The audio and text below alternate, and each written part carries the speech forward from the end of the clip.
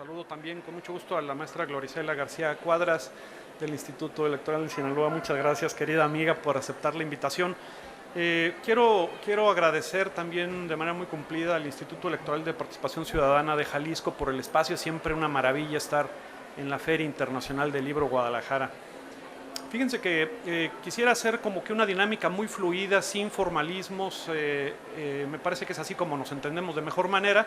Les haría una muy breve síntesis, un contexto muy breve para ponernos pues, en la misma sintonía. Me parece que sería muy interesante escuchar a la maestra Gloricela con algunos elementos propios de la obra. Tiene información muy puntual que compartirnos respecto de la obra, porque finalmente también de eso se trata una presentación de una obra, el dar buenas razones para leerlo. Creo que esta obra, por sus plumas, le sobran buenas razones para leerlo.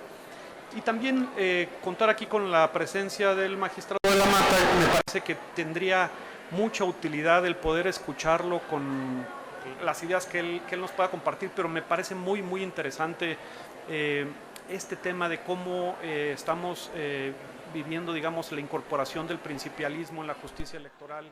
Me parece muy interesante el que veamos, en esta sentencia se ve de manera muy particular la visión epistemológica de quienes votan la sentencia, y nos lleva a algo muy relevante, cómo entendemos el derecho, y algo que cuando estudiamos sistemática jurídica siempre vemos presente el análisis de las universidades, cómo estamos enseñando el derecho a nuestros alumnos, que creo que es uno de los frentes que el magistrado de la Mata tiene siempre presente, el formar cuadros, el impartir, digamos, una visión nueva, distinta de hacer las cosas, y por supuesto la justicia electoral no escapa de ello.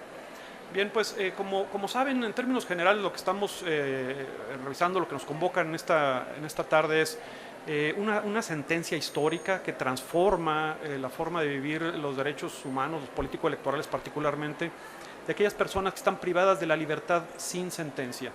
Se trata de una sentencia que armoniza de manera muy importante preceptos constitucionales.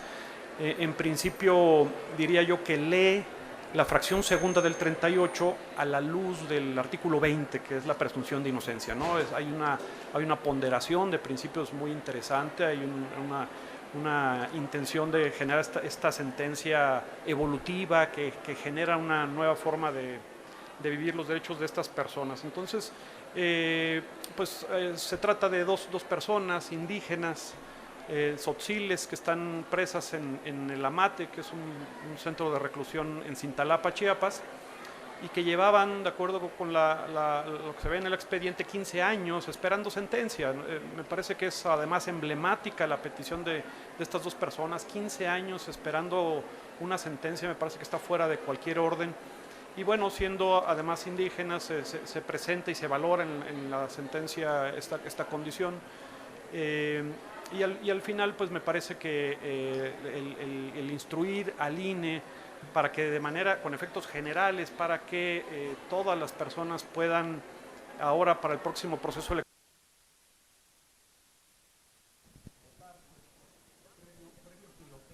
me parece un gran acierto, porque algo de lo que se encarga también la sentencia, y lo ha dicho el magistrado.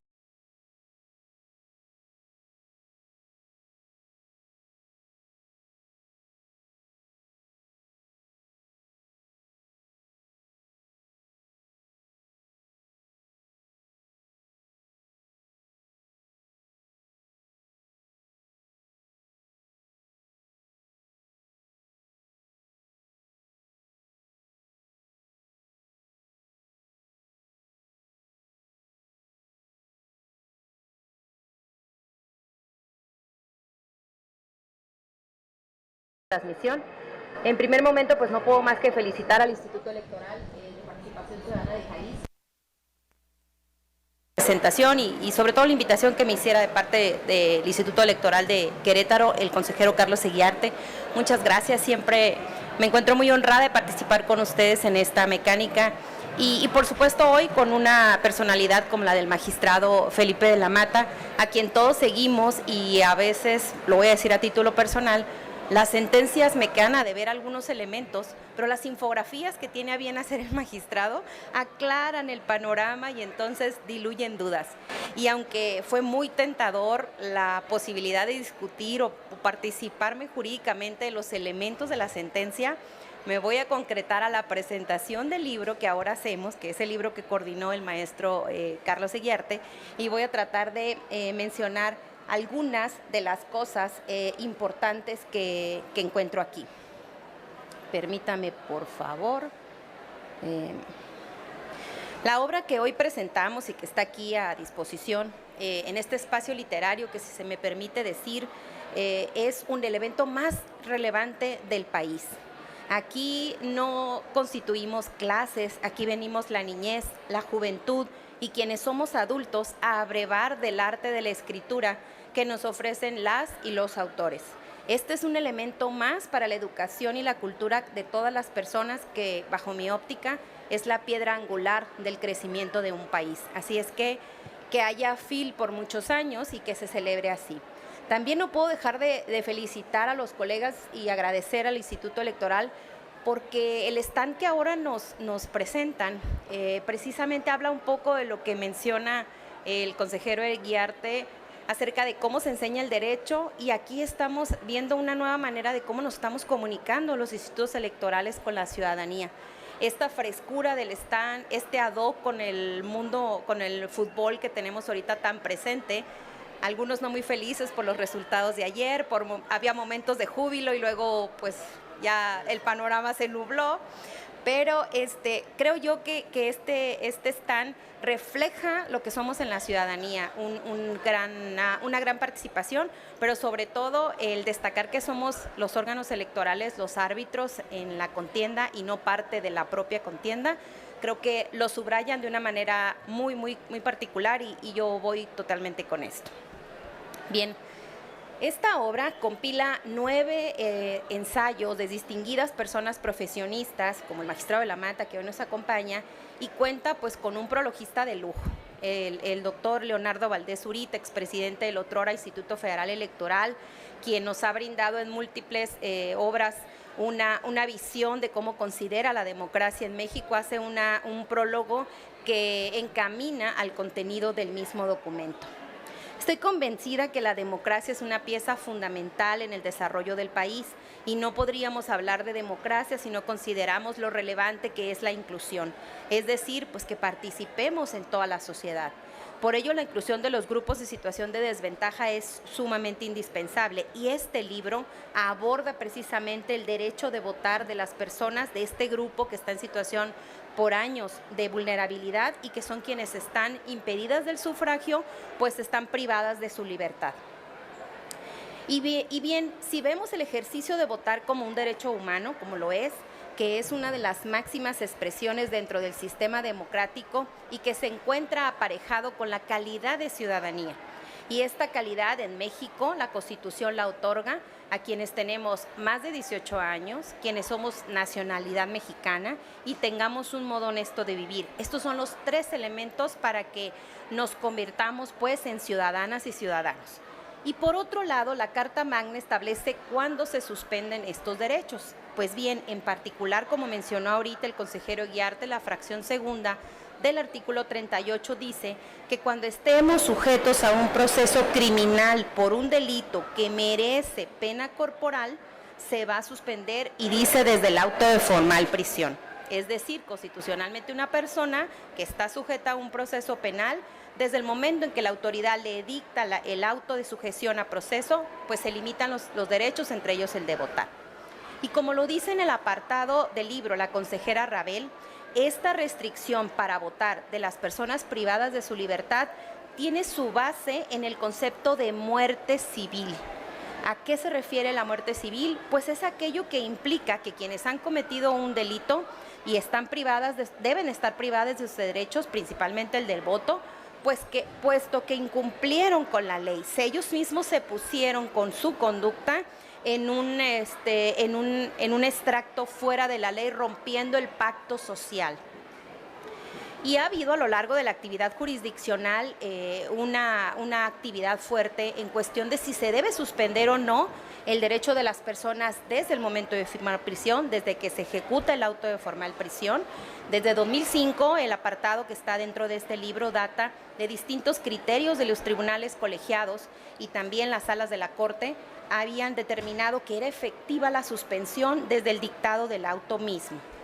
Por su parte, el máximo órgano jurisdiccional del país en materia electoral se pronunció en un primer año 2007, ordenando al entonces Instituto Federal Electoral reincorporar a un ciudadano que a través de un juicio reclamaba el derecho de contar con su credencial de elector y estar inscrito en el mismo para votar.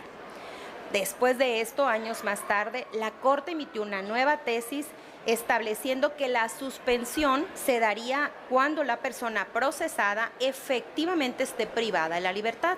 Me estoy refiriendo a los casos en los que está sujeto a proceso sin que se te dicte una orden de aprehensión, es decir, esos procedimientos penales que se pueden llevar en libertad, por decir así.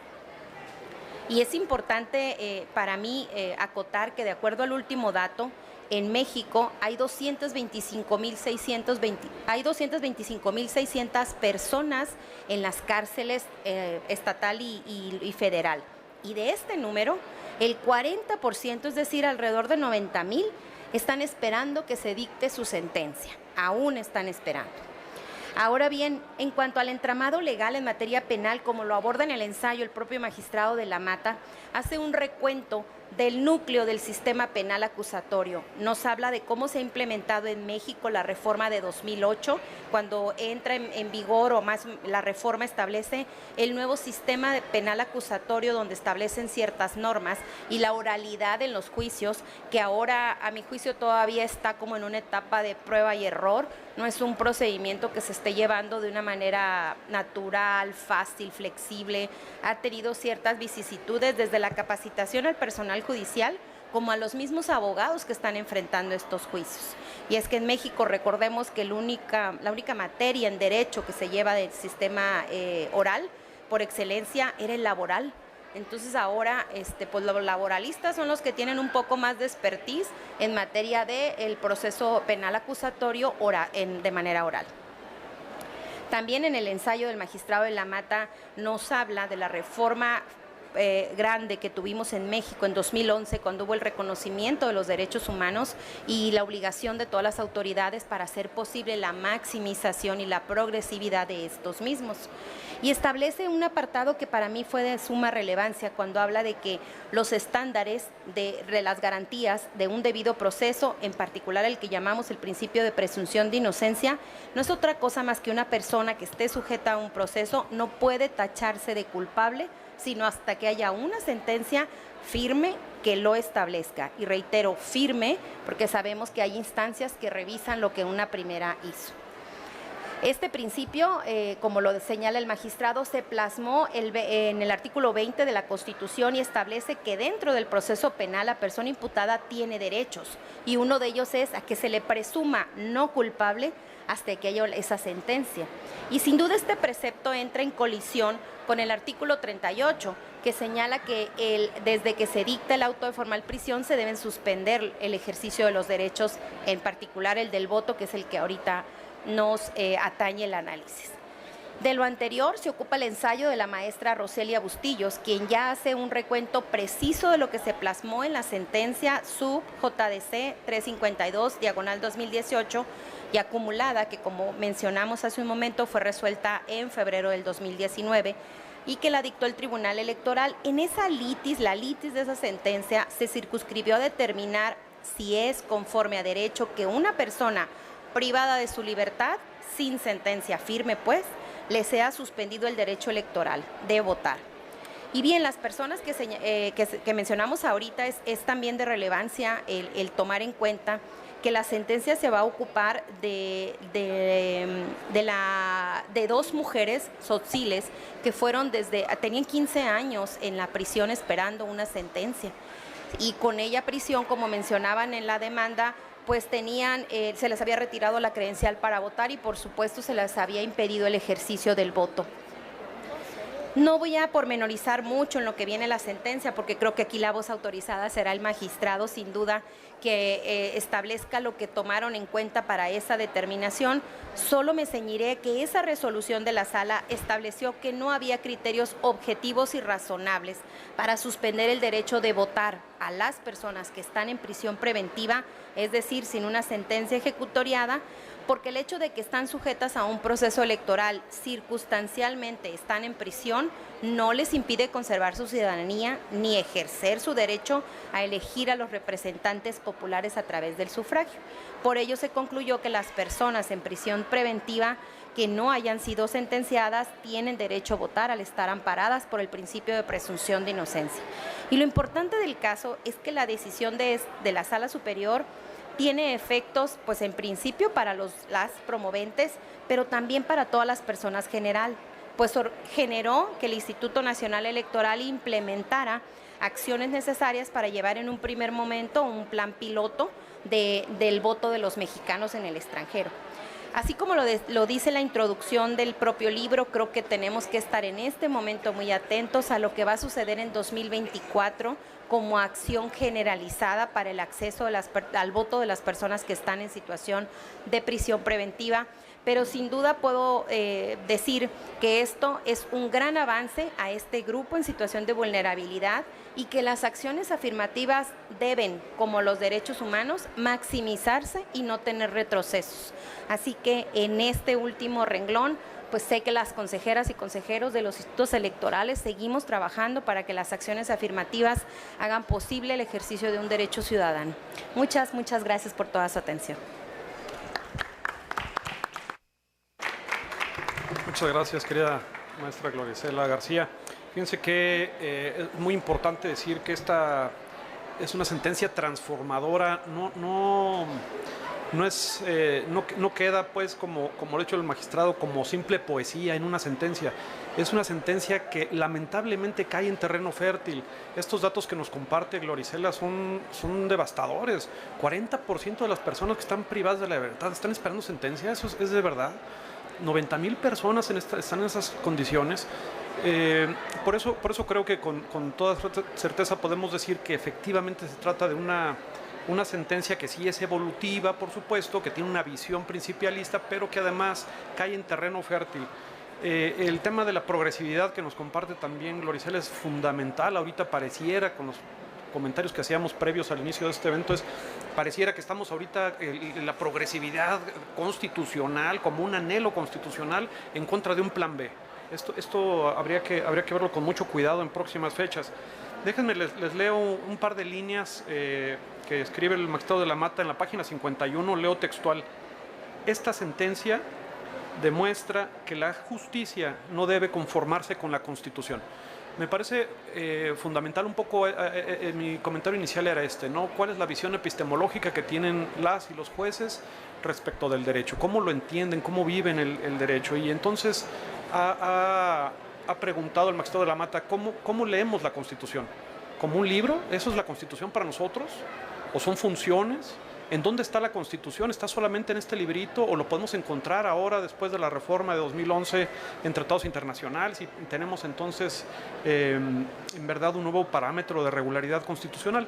En fin, pues comentarios que por supuesto mejor dejo en voz de nuestro invitado magistrado, que no, por supuesto, sin ninguna formalidad, porque sé que a él no le gusta la formalidad, que no merece y no necesita, más bien no necesita ninguna introducción. Todos lo conocen. Después de más de un cuarto de siglo de trabajo en justicia electoral, el magistrado de la Mata no necesita ninguna presentación. Magistrado, muchas gracias. Gracias. Pues muchas gracias, estimado consejero Guiarte. Estoy muy contento de estar aquí en el foro, en el stand del Instituto Electoral de Jalisco. Les agradezco mucho este espacio. Me da mucho gusto estar, por supuesto, con la consejera García Cuadras, con cada uno de ustedes. Voy a tratar de generar algunas reflexiones, primero en torno al libro y después en torno a la sentencia. Y la verdad es que a mí el libro me parece muy interesante. Me parece un libro bastante completo y de hecho bastante complejo.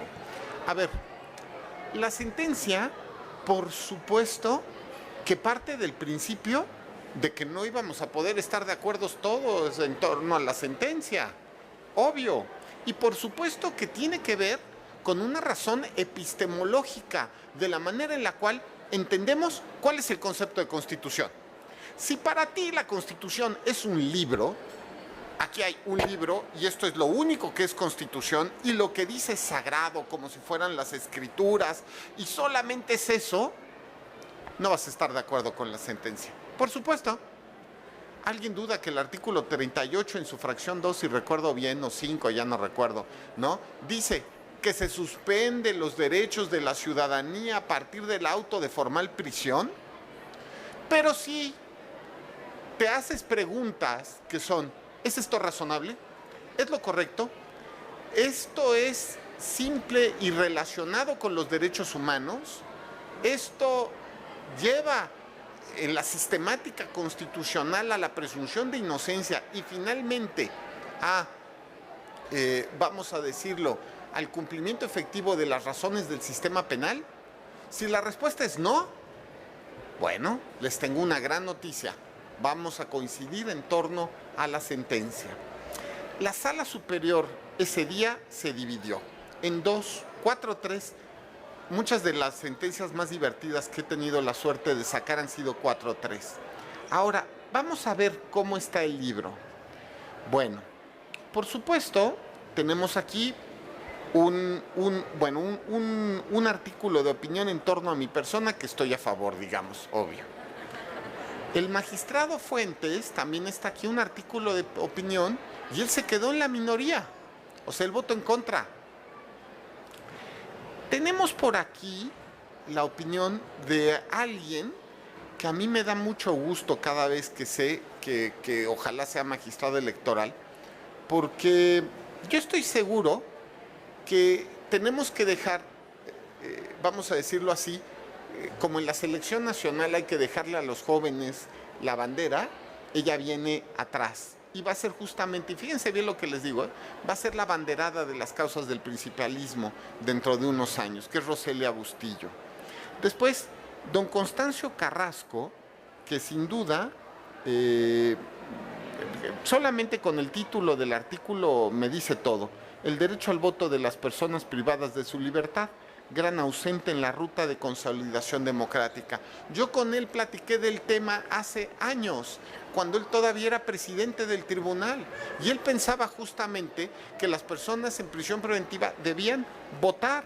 Y aquí entre nos tendremos que discutir en su caso la otra cuestión, que es, ¿y las personas privadas de prisión, o sea, por sentencia, digamos, ya condenadas en sentencia definitiva, no pueden votar?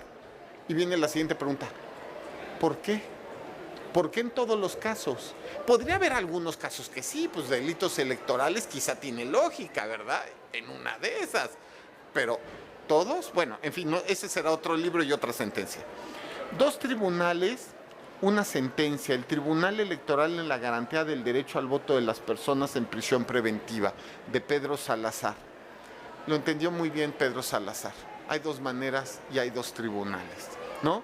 Bueno, por supuesto doña Fabiola Martínez y por supuesto la consejera Dania Rabel con posiciones muy particulares. Ahora, vamos a darnos cuenta que este libro nos da la gran oportunidad de pensar y repensar no solo el tema de una sentencia, sino el concepto de constitución, que al final del día es el concepto de patria que todos queremos. Esa es la pregunta. Bueno, yo de verdad recomiendo mucho la lectura del libro, me parece que es fundamental y lo dejo, digamos así, ahora en este momento. Ahora paso a la sentencia. Esta sentencia no es democrática. No lo es. No. Muy probablemente si levantáramos una encuesta, en este momento la gran mayoría de las personas dirían: ¿cuánto tiempo llevan en prisión? 10 años. Perfecto, que se queden, que se pudran y que jamás voten, y si se puede que los azoten y además que los encierren y que los maten. Pero afortunadamente, no es la labor de los jueces hacer lo que la mayoría piensa. Es que aquí es donde viene la cuestión fundamental en la que tenemos que ponernos de acuerdo. A ver, no, democracia, como se entiende en el siglo XXI, no significa preguntar solamente a la masa y decir qué opina la masa, así como, recuerden ustedes, esa maravillosa sentencia que dictó Pilatos en su momento, cuando le preguntó justo al pueblo a quién soltaba, si a Barrabás o a Jesús, y el pueblo dijo a Barrabás, y esa es la sentencia más justa de la historia, ¿verdad? ¿O no? La pregunta que nos tenemos que hacer es cuál es la función de los jueces en la vida contemporánea de México. Si solamente es escuchar a los electores, pues desaparezcamos los jueces. Es que ya está, es que es muy simple. Hagamos votación popular de todas las sentencias, hagamos una aplicación y que se vote en redes sociales, sería genial. Pero si queremos soluciones técnicas, sensibles a los derechos humanos y muy probablemente en contra de la opinión de la mayoría, y para eso se requiere valor, pues bueno, busquemos entonces expertos que sean justamente jueces constitucionales. Les voy a contar un poco del contexto. Esta sentencia, la verdad es que yo primero la presenté en dos momentos diferentes para, digamos así, para ser tomada en cuenta por mis compañeros. En el primer momento que la presenté como proyecto, me di cuenta que no tenía los votos, pero también me di cuenta que el tema era que no tenía los votos porque mis compañeros tenían mucho trabajo, era la elección de 2018 y estábamos así. Y entonces dije, necesito una pausa y que ellos mismos respiren, tengan un momento en el cual puedan tomar la decisión, porque era una sentencia reveladora, una sentencia en la cual tendrían que asumirse pues costos, pues también frente a autoridades. Les voy a contar una pequeña historia para que se den cuenta. En su momento, varias autoridades, tanto electorales como del gobierno, odiaron esta sentencia. La odiaron, les pareció lo peor del mundo. Bueno, por cierto, algunas de estas autoridades ahora están muy a favor de esta sentencia, ¿no? Pero bueno, en fin, en su momento, a esas autoridades que odiaban esta sentencia, les preguntaba, ¿por qué? La primera cuestión me dijeron es, ¿qué no estás viendo todo el trabajo que nos va a aumentar? Yo decía, bueno, sí. O sea, estás en contra porque hay mucho trabajo y ahora hay más trabajo. Segundo, ¿no? Y ahí oí a una de las máximas cabezas del sistema penitenciario mexicano. Y entonces, ¿y usted por qué está en contra? Es que, ¿estamos locos? No tenemos ni siquiera un padrón de todas las personas que se encuentran en prisión preventiva en todo el país. ¿Cómo crees? Eso va a ser un trabajal. Y eso, fíjense, cuando emitimos esa sentencia, no lo tenía claro. Miren, si esa sentencia solo sirve para que se levante un padrón de todas las personas en prisión preventiva, ¡qué bendición! Hasta 2019 vivíamos en un país donde nadie estaba seguro cuántas personas en prisión preventiva existían. ¡Wow! No tengo nada más que decir. La posición de los jueces constitucionales frente a los casos no es democrática. Es una posición de razonabilidad y de protección a los derechos humanos. ¿Quién iba a buscar el derecho al voto de las personas en prisión preventiva? Nadie. Tan es así que por eso no se ha reformado el artículo 38 de la Constitución. Evidentemente, nadie salvo un juez. Y con eso me acuerdo de esa famosa frase, de esa historia que siempre se cuenta. Mientras haya jueces en Berlín, se protegerán mis derechos. ¿Se acuerdan de esa historia? Pues es igual, mientras haya jueces en Berlín. Pero no podemos tener miedo, y lo digo en serio, pues a la sentencia de la mayoría. Regreso a Jesús, Pilatos y Barrabás. Ojalá alguien hubiera levantado la mano, ¿no? Y hubiera dicho, oiga, ¿y estará un poco injusto este juicio o no? En fin, cierro. El concepto de democracia no lleva solamente la votación de las mayorías, lleva el respeto a derechos humanos, la inclusión de las minorías y, por favor, se lo suplico, el respeto al Estado de Derecho. Ahora que estamos frente a reformas electorales, iba a decir yo de gran calado, entiéndase el gran no como de grandeza, pero sí de gran calado. Ahora que estamos frente a reformas electorales de gran calado, tenemos que cuidar que los pasos que se hayan dado en progresividad de derechos humanos no vayan hacia atrás. Hay que ser claros. En este país hoy hay día 9 gobernadoras gracias a una sentencia del tribunal. Hoy gracias a hay la mitad de diputadas gracias a sentencias del tribunal. Hoy día hay un número para al menos, y hay varios congresos con más mujeres gracias a sentencias del tribunal y municipios, ayuntamientos pares gracias a sentencias del tribunal y acciones afirmativas para que haya representaciones del colectivo LGBTI+, de afrodescendientes, de indígenas gracias a sentencias del tribunal. Y seguro si se sometieran a votación estas sentencias nunca hubieran pasado. El poder contramayoritario de los jueces debe ser un compromiso con la Constitución, porque la Constitución son los derechos de las personas, no un libro, son los derechos y las sentencias tienen que ser para eso. Perdón, lo dejo aquí, podría seguir hablando. Debe ser fundamental que entendamos, los derechos humanos son la Constitución, aunque no estén adentro del libro. La Constitución es un sistema, es un concepto y le corresponde a los jueces constitucionales hacerlos realidad, más allá de las mayorías. Y ese trabajo se seguirá haciendo, más allá de plan B, C, W, X, Y, ¿no? Y bueno, y también ya he entendido, parte del trabajo de ser juez es llevarse las mentadas de madre. Y si no, díganme que no en los juegos de fútbol. No nos llevamos, o sea, los árbitros se llevan todas las mentadas de madre. Y yo, como odio a la América, he participado de eso. En fin, muchas gracias.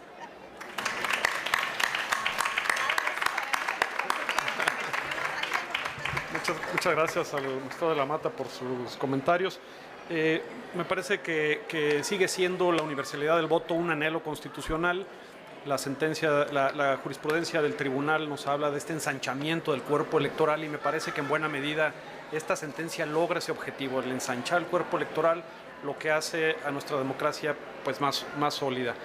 Me parece que hablar de los costos de esta sentencia no es poca cosa, quizás dentro y fuera de la academia y dentro y fuera del tribunal, porque finalmente la intención de poner, por ejemplo, en el libro la visión del magistrado Felipe Fuentes Barrera fue pues que tiene una visión distinta, una visión más formalista, sin que ello sea necesariamente malo, es un más positivista, que tenía sus razones sólidas para votar como lo votó. Me parece muy interesante desde el punto de vista jurídico el analizarlo así.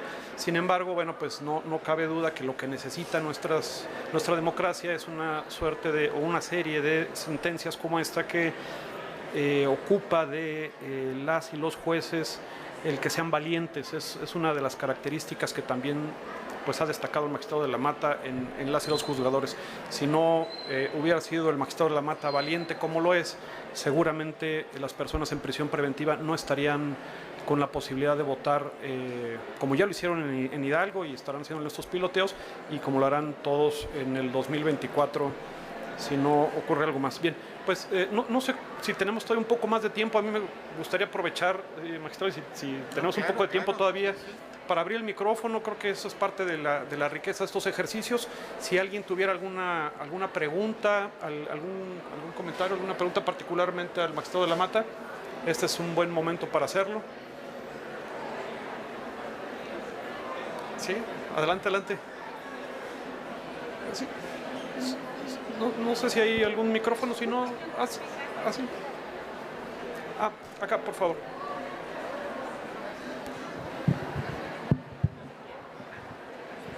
Gracias. Buenas tardes a todas y a todos. Mi felicitación a la mesa, magistrado Felipe de la Mata Pizaña, al consejero Carlos Rubén y también a la maestra Gloria Isela, consejera electoral y vicepresidenta, de la Asociación Mexicana de Consejeras Estatales Electorales.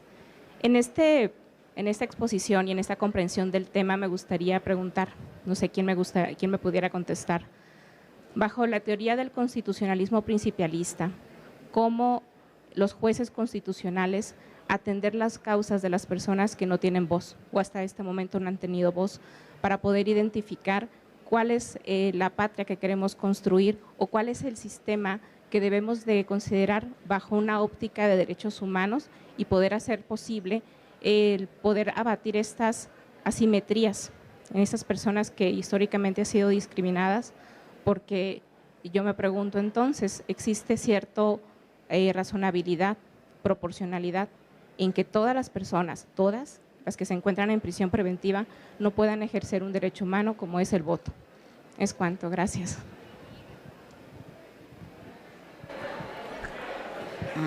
Muchas gracias. A ver, les voy a contar una anécdota porque luego es más fácil.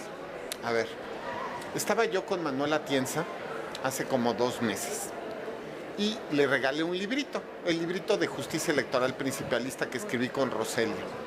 Se lo regalo y bueno, se aventaba por la ventana cuando le empecé a contar todo lo que habíamos hecho.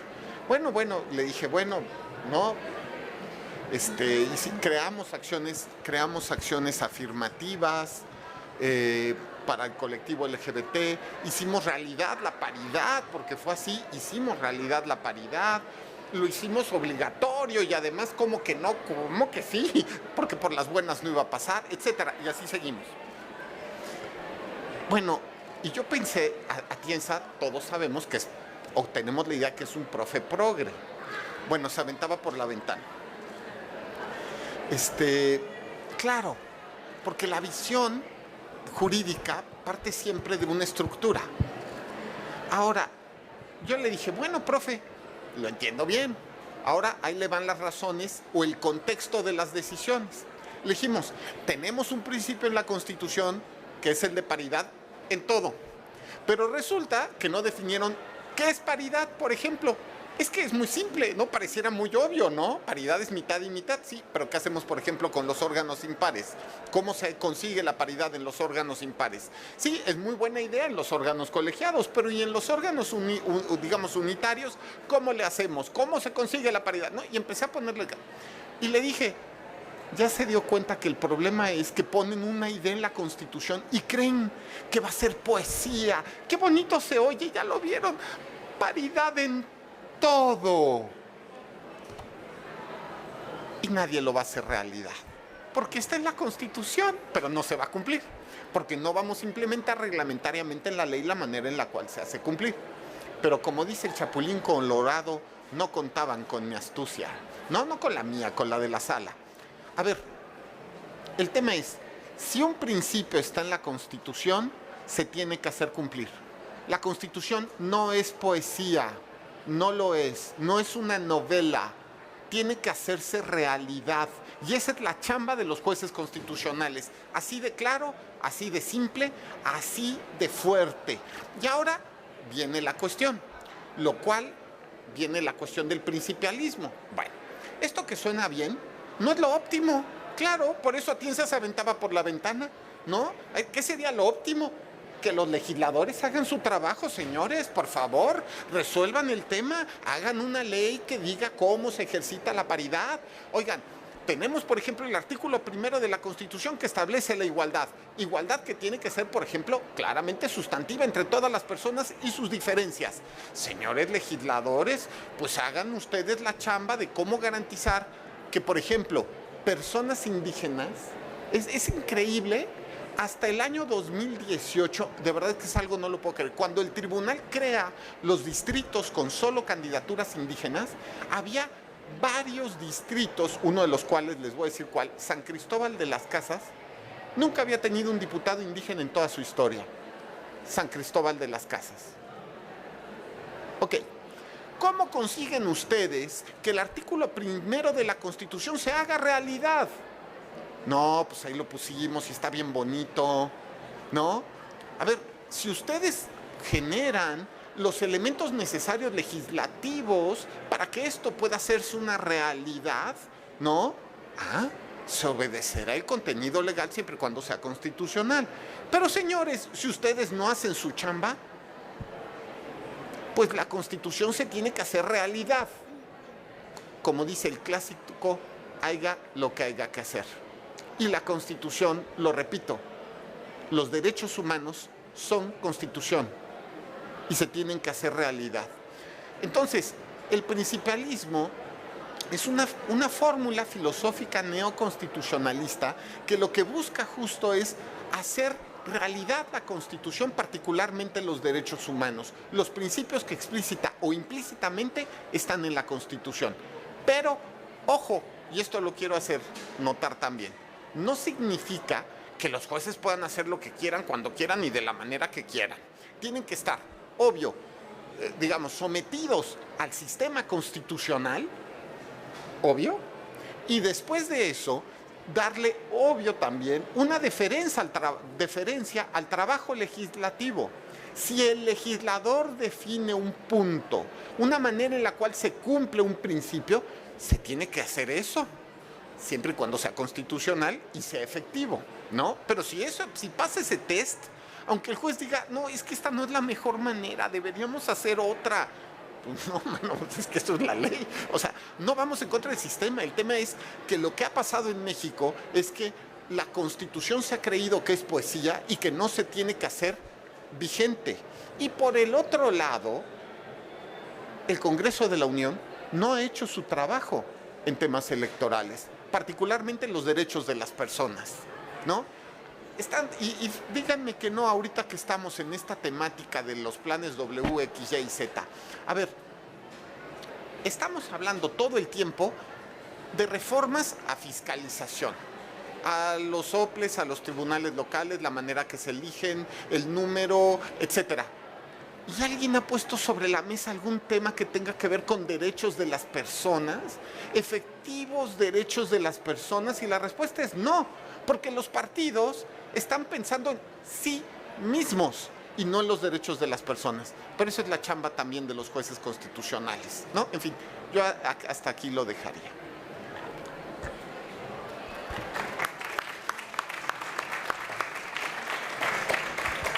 Pues estamos ya en tiempo. Agradecemos de manera muy, muy sentida al magistrado de la Mata el que nos haya acompañado. Muchas gracias por los comentarios, magistrado, en realidad muy, muy ilustrativo. Por supuesto, agradecer mucho a la maestra Gloricela García. Muchas gracias, maestra. Yo quisiera decirles que este libro está disponible en la Biblioteca Jurídica Virtual de Jurídicas de la UNAM. Además, por aquí tenemos algunos cuantos ejemplares. A lo mejor hasta le sacan una firma al magistrado, ¿no? Y entonces, si me permiten, para concluir, solamente quisiera, de parte del Instituto Electoral del Estado de Querétaro, que es el editor también de esta obra, junto con Tirante Loblanche, un presente muy, muy sencillo, pero con mucho afecto para el magistrado de la Mata y también para mi querida Gloricela.